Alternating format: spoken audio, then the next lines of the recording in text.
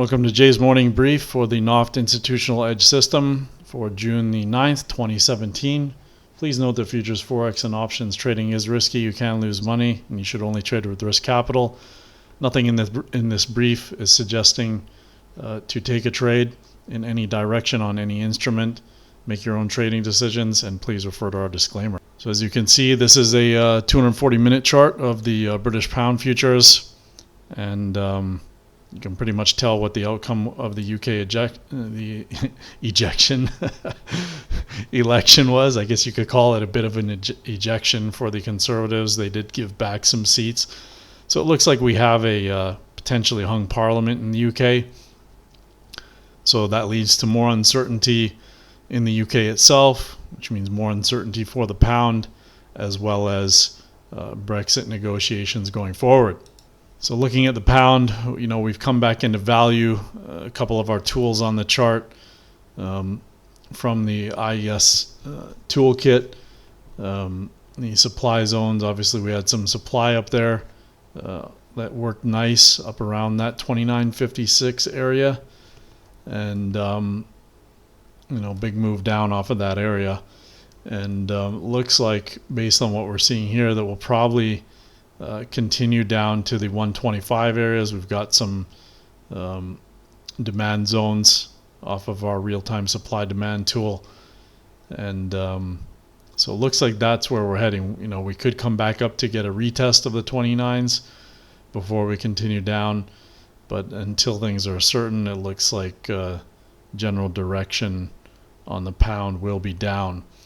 Now, you would have expected the euro to potentially get stronger based on that election result in the UK. However, the big news for the euro this week were Draghi's comments and the fact that they've reduced their inflation expectations, which obviously leads to the prospect of continuing QE and other activities on the part of the ECB, as well as continuing to have extremely low rates in the eurozone. So it looks like the 111s are probably a done deal on the 6E. Crude oil, obviously, with the big miss on the inventories this week, they expected a big draw, and it turned out to be a big build, and so that's affected oil negatively. And so we're coming back into this 45 area. So really the test for crude oil is going to be the 46 area. You can see we've got a zone up at 45.99 there. So if we can get through the 46 area, we could see higher prices on crude. But for now, it's really up in the air. It looks like crude is still in the downtrend until we get back up above the 46 area. Okay. ES, not much reaction to what's going on. ES for the last week or so has been in this consolidation. We've had a zone running from about 24.35 to 24.25. So we're pretty much in a 10-point to 15-point range. Until we come out of there, I would think that we'll probably see things continue to float up. Unless we can get back below the 24.20 area, then I think we'll see a nice correction happening on the ES.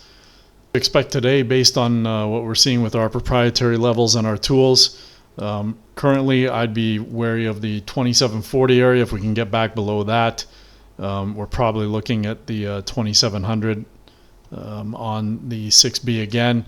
If we get back above the 2780, well, the 28.20 1 and 28.31 or 2, those are your key levels to watch on 6B. On 6E, it looks like the key areas that we need to look out for on the upside are going to be the 111.99, 112 areas, okay?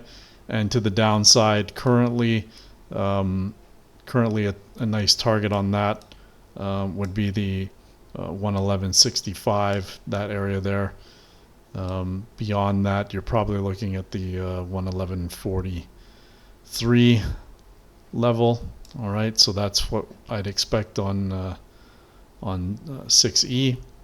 Generally speaking, I'm expecting the down direction on 6B and 6E for the rest of today. The ES. The ES, watch the 24.31.5 area, as well as the 35.50 and 36.75 on the ES today. Those are going to be key on the ES for today. Generally speaking, in terms of direction, overall today I expect it to be range bound unless we break to the upside.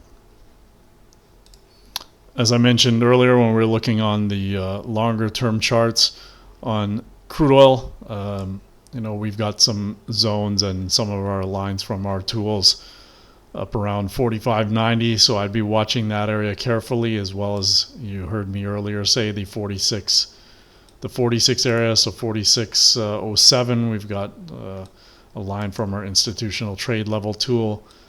I'd be watching that to the upside. Okay. But I think the upside should be contained below that 46.07 or the 45.90 levels.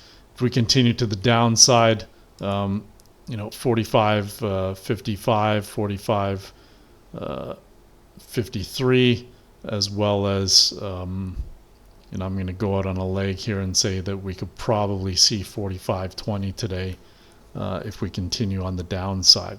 So that's what I'm expecting for today. And hope you enjoyed this morning brief, and we'll catch you tomorrow.